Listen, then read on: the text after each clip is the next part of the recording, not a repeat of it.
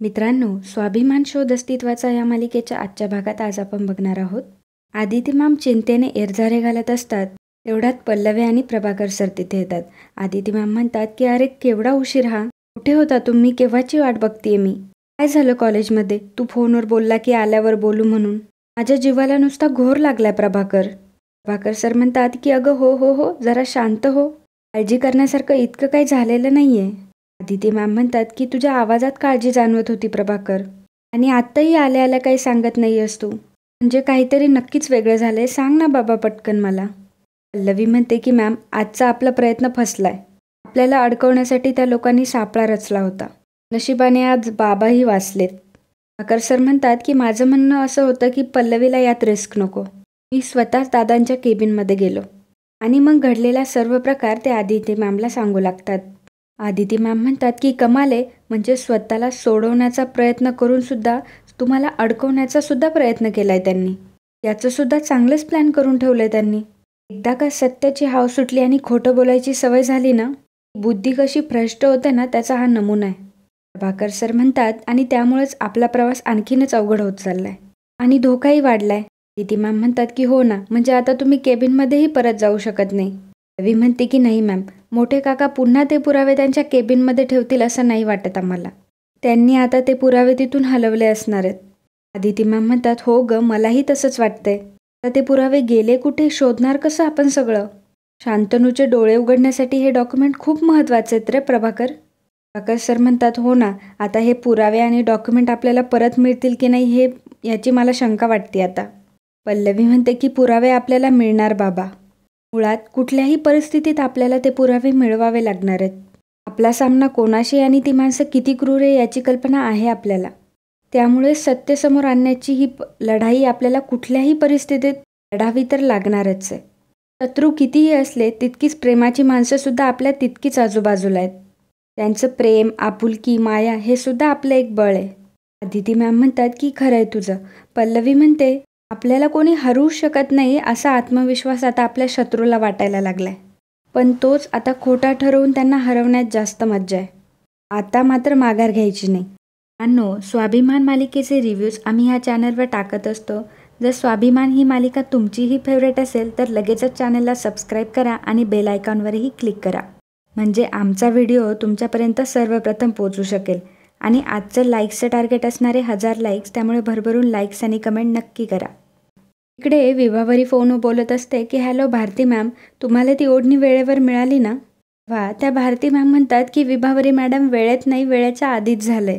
विभावरी म्हणते की हो, ते कुरिअरवाले ओळखीचे आहेत ना, म्हणून त्यांनी लवकर डिलिव्हर करून दिलं. पण त्यावरचं डिझाईन कसं वाटलं, आवडलं का तुम्हाला. तेव्हा भारती मॅम म्हणतात की अप्रतिम, तुमचा फॅशन सेन्स आणि कलर कॉम्बिनेशन मस्तच आहे. माझ्या मैत्रिणींना तुमचं हे काम खूप आवडलं. त्यांनी तुमच्याकडे अशाच काही ओढण्यांची ऑर्डर दिली आहे आणि एक्झिबिशनचं कॉर्डिनेशनसुद्धा मीच करते आहे, त्यामुळं तीसुद्धा माहिती मी तुम्हाला देईल. विभावरी म्हणते की हो नक्की पाठवा. तेव्हा भारती मॅम म्हणतात की या कामाचे पैसे किती झाले आणि तुम्हाला कसे पाठवू पैसे, तुम्ही कुठला पेमेंट ॲप वापरता का. विभावरी म्हणते की पेमेंट ॲप नाही, तुम्ही मनी ऑर्डर करू शकता का. भारती मॅम म्हणतात की मनी ऑर्डर, अहो गेला तो जमाना. तुम्ही तुमचे बँक डिटेल्स द्या ना मला, मी त्याच्यावर ट्रान्सफर करते. विभावरी म्हणते की बँक अकाउंट नाही आहे माझं. तेव्हा भारती मॅम म्हणतात की अरे बापरे, हो का, मग तुम्ही मला तुमचा पत्ता द्या, मी तुमच्याच घरी येते. विभावरी म्हणते की नाही नको, घरी कशाला. तेव्हा भारती मॅम म्हणतात की असं कसं, तुम्ही काम वेळेत केलं की नाही, तर तुम्हाला पैसे नको का द्यायला वेळेत. आधी तुमचा पत्ता सांगा बरं मला. होले रोडचा तुम्हाला हनुमान मंदिर माहिती आहे ना, तिथे. भारती मॅम म्हणतात की अच्छा, तिथे माझा योगा क्लास चालतो, मग मी येते ना तिथे. तेव्हा विभावरी म्हणते की नाही नको, तुम्ही कशाला येताय, आपण बाहेर भेटू ना. भारती मॅम म्हणतात की अहो तुम्ही कशाला त्रास घेताय, मीच येते ना, चला बाय आता. असं म्हणून त्या फोन ठेवतात. तेव्हा विभावरीला मात्र टेन्शन आलेलं असतं. मोठे काका आल्यावर मोठी आई पाणी देते, दरवाजा लावून घेते आणि विचारते की काय झालं कॉलेजमध्ये, तुम्ही फोनच नाही केला मला. वाजला का, अलाराम वाजला. हो, मी तर पदर खोचूनच तयार होते त्यांचा समाचार घ्यायला. एकदा का ते सापळ्यात अडकल्याचं कळू दे, एकेकाला अशी सोलून काढते ना. कोण अडकलं सांगा ना, प्रभाकर भाऊजी का पल्लवी. मोठे काका म्हणतात की कोणीच अडकलेलं नाहीये, आपली सगळी योजना फसली. मोठी आई म्हणते की अशी कशी फसली. ती तर म्हणाला व्यवस्थित तयारी केली होती म्हणून. मोठे काका म्हणतात की तयारी तर केली होती, पण प्रत्येक वेळी नशीब त्यांनाच कसं काय साथ देतं हेही मला कळत नाहीये. प्रभाकर आपल्या केबिनजवळ आला होता असं सिक्युरिटी गार्ड सांगत होता मला, पण त्यांना अडकवण्यासाठी जे कोलीत आपल्याकडे असायला हवं होतं ते काही मिळालं नाही. मोठी आई म्हणते की ठीक आहे, आता त्यांची मान जबड्यातून सुटली आहे. अडकतीलच, कधी ना कधी तर नक्कीच अडकतील. मला सांगा, तुम्ही ती कागदपत्र कुठे ठेवलीत आता? मोठे काका म्हणतात की आपल्या वकिलांकडे. तेव्हा मोठी आई म्हणते की तिथे सुरक्षित राहतील ना? नाही म्हणजे काही धोका नाही आहे ना? ते आपल्या जुन्या ओळखीचे आहेत, पण काय नाही, ह्या कागदपत्रावर आपलं सगळं आयुष्य अवलंबून आहे, म्हणून मला काळजी वाटते. तेव्हा मोठे काका म्हणतात की पैशांसाठी काहीही करणारा माणूस आहे तो. सगळं नीट ठेवेल आणि सगळ्यात महत्त्वाचं त्या कागदपत्रांमध्ये नेमकं काय आहे ना, ते त्यांनासुद्धा माहीत नाही आहे. पुढे जर केस वगैरे करावी लागली तर हे राहू द्यात तुमच्याकडे, असं म्हणून मी त्यांना सुरक्षित पॅक करून दिलेत आणि ते जपण्यासाठी वर त्यांना पैसेसुद्धा दिलेत. त्यामुळं ते पॅकेट काय ते उघडून बघणार नाही, तू काळजी नको करूस. मोठी आई म्हणते की मग काही हरकत नाही. मोठे काका म्हणतात आणि सगळ्यात महत्त्वाचं म्हणजे कागदपत्र आपण वकिलांकडे ठेवू याची शंकासुद्धा यांना येणार नाही. त्यामुळे त्यांना जी काही शोध मोहीम करायची ती करू दे, बघू किती दिवस उड्या मारतात ते. इकडे भारती मॅम विभावरीला भेटायला आलेल्या असतात. त्या म्हणतात की खूप छान आहे काम आहे तुमचं, जादूच आहे तुमच्या हातात, पैसे आणलेत असं म्हणून भारती मॅम विभावरीला पैसे देतात. विभावरी म्हणते की तुम्ही लगेच पैसे आणून दिलेत हे बघून खरंच बरं वाटलं. भारती मॅम म्हणतात की तुम्ही इथे राहता, शिक्षण संस्था आहे ना सूर्यवंशींची, तुम्ही त्यांच्या कोण? तेव्हा विभावरी म्हणते की मी या घरची सून. भारती मॅम म्हणतात की काय सांगता, एवढे कॉलेजेस, एवढं नाव आहे तुमचं. विभावरी म्हणते की थँक्यू, तुम्ही माझ्या कामाचं एवढं वर्णन केलं, एवढं कौतुक केलं, इथपर्यंत येऊन पैसे दिले, पण मी आता तुम्हाला घरात नाही बोलावू शकत. भारती मॅम म्हणतात की हो काही नाही हो, तशी पण मी घाईते, पुन्हा कधीतरी येईल पाहुणचाराला. त्या म्हणतात की तुम्हाला राग येणार नसेल तर एक गोष्ट विचारू, आणि नेमकी पल्लवी तिथून जात असते. म्हणजे तुम्ही एवढ्या मोठ्या घरची सून आहात, एवढं मोठं नाव आहे तुमचं, आणि तुमचं साधं बँकेत अकाउंटसुद्धा नाही, हे कसं काय? विभावरी गप्प बसते. तेव्हा पल्लवी म्हणते की कारण त्याची कधी काही गरजच लागली नाही. हो काय, आमच्या विभा काकूंनी नुकतंच हे काम सुरू केलंय. याआधी फक्त छंद म्हणून करत होत्या, पण आता बिझनेस म्हणून विचार करताय. त्यामुळे त्या लवकरच बँक अकाउंटसुद्धा काढणार आहे, हो ना? तेव्हा विभावरी हो असं म्हणते. तेव्हा भारती मॅम म्हणतात की काढलंच पाहिजे, कारण आता तर तुम्हाला खूप ऑर्डर्स मिळणार आहेत. ऑल दी बेस्ट, मी निघते हा, असं म्हणून भारती मॅम तिथून निघून जातात. तेव्हा विभावरी पल्लवीला म्हणते, पल्लवी हे सगळं तुझ्यामुळे शक्य झालं, खरंच थँक्यू. पल्लवी म्हणते की अहो मी फक्त निमित्त आहे, कला आणि मेहनत तर तुमचीच आहे. चला आता तुम्ही बँकेत अकाउंट तर काढाच, म्हणजे तुमची गाडी एकदम सुसाट सुटेल. इकडे पल्लवीला काही झोप येत नसती आणि शांतनू देखील झोपलेला नसतो. दोघंही एकमेकांचाच विचार करत असतात. शांतनूला देखील पल्लवी आठवत असते आणि पल्लवीला देखील शांतनू. मग पल्लवी उठते, किचनमध्ये जाते. शांतनू देखील उठून किचनमध्येच येत असतो. पल्लवी पातेलं घेण्यासाठी बाजूला देत जाते आणि शांतनू तिथे येतो. दोघेही एकमेकांना बघून दचकतात. शांतनू मनात विचार करतो की ही आत्ता इथे कशी? तेव्हा पल्लवी देखील मनात विचार करते की शांतनू इथं शक्यतो पाणी प्यायला आले असतील. पल्लवी गॅसवर पातेलं ठेवते. तिला कॉफी बनवायची असते आणि शांतनू देखील कॉफीसाठीच किचनमध्ये आलेला असतो. पल्लवी साखर घेते तेव्हा शांतनू कॉफी घेतो. मग शांतनू हळूच म्हणतो की मला पण हवी आहे कॉफी. तेव्हा पल्लवी म्हणते की ठीक आहे, करते. मग पल्लवी आणि शांतनू पुन्हा कप घेण्यासाठी जातात आणि पुन्हा एकदा दोघांची धडक होते. पल्लवी कॉफी घेते, शांतनू देखील कॉफी घेतो आणि मग दोघेही किचनमध्ये खाली बसून कॉफी पित असतात. शांतनू म्हणतो की वा, छान झाली आहे कॉफी, आणि कॉफी पित असताना त्याच्या तोंडाला पूर्ण कॉफी लागते. पल्लवी हसायला लागते. तेव्हा शांतनू म्हणतो की हसायला काय झालं? पल्लवी सांगते की तुमच्या तोंडाला. तेव्हा शांतनू मोबाईलमध्ये बघतो आणि स्वतःच हसायला लागतो आणि मग पल्लवी देखील हसते. दोघंही खूप हसत असतात. तेव्हा शांतनू म्हणतो की अगं हळू जरा, झोपले असतील सगळे.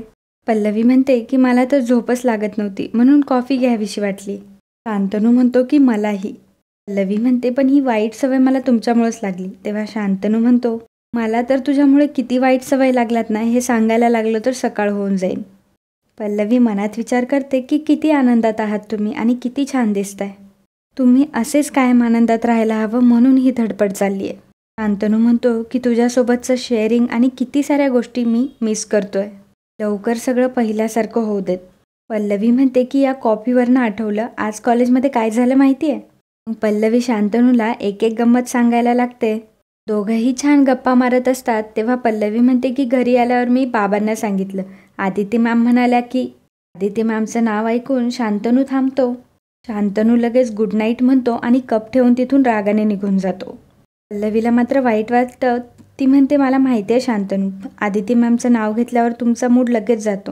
पण त्यांनी तुम्हाला जन्म दिला आहे आणि त्याच खऱ्या आहेत. तुम्ही ज्यांना जीव लावताय ते खोटे हे मी लवकरात लवकर तुम्हाला सिद्ध करून दाखवेल. पण तुमचं अजूनही प्रेम आहे माझ्यावर आणि अजूनही ते टिकून आहे. ज्या दिवशी हे सगळं सत्य समोर येईल ना, त्या दिवशी आपलं नातं आणखी घट्ट होईल. सकाळी सकाळी विभावरी बँकेचा फॉर्म भरत असते. सोबतच तिची किचनची कामंही चालू असतात. किचनमध्ये गेलेली असते तेवढ्यात मोठी आई येते आणि म्हणते की विभा मला चहा दे ग. आणि मग ती टेबलवर बघते की बँकेचे कागद असतात. म्हणते की बँकेचा फॉर्म, हे उद्योग चालले तर. एवढ्यात विभावरी तिथे येते तेव्हा मोठी आई म्हणते की हे काय ग विभा. तेव्हा विभावरी म्हणते की ते बँकेचे फॉर्म आहेत, मला नवीन अकाउंट उघडायचं आहे ना. मोठी आई म्हणते की वा, जरा जरी काम सुरू केलं तर लगेच बँकेचं खातं. अगं तुझं काम तरी केवढं आहे? त्याने काही पैशांची नदी वाहणार आहे का घरात? की आपण मोठा बिझनेस सुरू केला आहे असं वाटतंय का तुला? आज बँकेत खातं उघडशील आणि उद्या हिस्सा मागशील. हीच थेरं मला नको होती म्हणून मी सुरुवातीपासून विरोध करत होते. त्यात प्रदीप तिथून चाललेला असतो. ती प्रदीपला बोलावून घेते. ते की बघा तुमच्या बायकोचं काय चाललंय आणि यापुढे जरा बायकोशी जपून बोला. नाही म्हणजे मोठ्या बिझनेसची मालकीण होणार आहे ना ती, बघा. प्रदीप विचारतो की बँकेचे फॉर्म. तेव्हा मोठी आई म्हणते की हो ना. से भाऊजी, तिला आता ढीगभर कामं मिळणार आणि तो पैसा येणार तिच्याकडे. मग तो पैसा ठेवणार कुठे? म्हणून बँकेचं खातं उघडायला निघाली आहे ही. पल्लवी तिथं आलेली असते तेव्हा मोठी आई म्हणते की हेच कारण आहे हिचं. तेव्हा विभावरी म्हणते की नाही, असं नाही आहे. मोठी आई म्हणते की पैसा मिळाल्यावर ही स्वतंत्र होणार आणि हिचा हिस्सा मागणार. म्हणजे तुमची तर गरजच लागणार नाही हिला. तेव्हा पल्लवी म्हणते की मोठी आई एक मिनिट, तुम्ही विभा काकूंबद्दल चुकीच्या गोष्टी का सांगताय काकांना? बँकेचं खातं उघडायला निघाली हेच तर म्हणतीये ना. पल्लवी म्हणते मग बँकेत खातंच उघडायला निघालात त्या, दुसरा काही गुन्हा नाही केलाय. त्यासाठी एवढं का सुनावताय त्यांना? मोठ्या आई त्या जर स्वतःमधल्या कलेचा शोध घेण्याचा प्रयत्न करत असतील, दुसरं काहीतरी वेगळं करण्याचा प्रयत्न करत असतील, त्याचा अर्थ त्या स्वतःचा हिस्सा मागणार असा होत नाही. मी असं चुकीचं प्रदीप काकांना सांगून त्यांना भडकवताय का? नवरा बायकोचं प्रेमाचं आणि विश्वासाचं नातं असतं. दोघंही एकमेकांचा किती आदर करत असले तर ते नातं किती छान आणि स्वच्छ असतं आणि तेच खरं नातं असतं. मोठी आई म्हणते की हे बघ पल्लवी. तेवढा शांतनू येतो आणि म्हणतो की काय झालं? मोठी आई म्हणते की बघ ना शांतनू, रोज तुझ्या बायकोकडून काहीतरी नवीनच ऐकायला लागतं. आणि आजचा भाग इथेच संपतो. पुढील भागामध्ये मोठे काका म्हणतात की मी आलोच. तेव्हा मोठी आई म्हणते की आता कुठे चाललात? मोठे काका म्हणतात की मी वकिलांकडे जातोय, त्यामुळे आपला ऐवज सुरक्षित आहे की नाही त्याची खात्री करून घे. आणि नेमकं त्यांचं बोलणं पल्लवीने ऐकलेलं असतं. पल्लवी म्हणते की पुरावे आणि कागदपत्र याबद्दलच बोलताय की काय? मग मोठी आई गाडीत बसून जाते तेव्हा पल्लवी देखील त्याचा पाठलाग करते. मित्रांनो, कालच्या एपिसोडमध्ये पहिल्या 3 तासात कमेंट करणारे आपले दर्शक होते इंद्र वायकोळे, नितीन लांडे, मनीषा सिंपल रेसिपी, कैलास जाधव, योगेश मेश्रम, शुभांगी खानोलकर, गीता चंदेर, रोशनी पाटील, सुमित्रा जाधव, निकिता दोशी, संतोष उधाने, प्रकाश धोपकर, सुषमा कुंभार, मंगेश पाटील, दत्तात्रय गोखले, भास्कर दहाले, प्रतिभा त्रिभुवन, संगीता गुणाकी, अमृता भारेकर, विजय रामने, रमेश धाळे, वामन दिवेकर, हेमलता धाके, जयश्री वैद्य, सुधीर रेले, प्रीती पिंपळे, मंजिरी केळकर, महेश शिगवन बरोबर अजूनही आपल्या खूप मित्रांनी खूप छान छान कमेंट केल्या, त्याबद्दल खूप खूप धन्यवाद.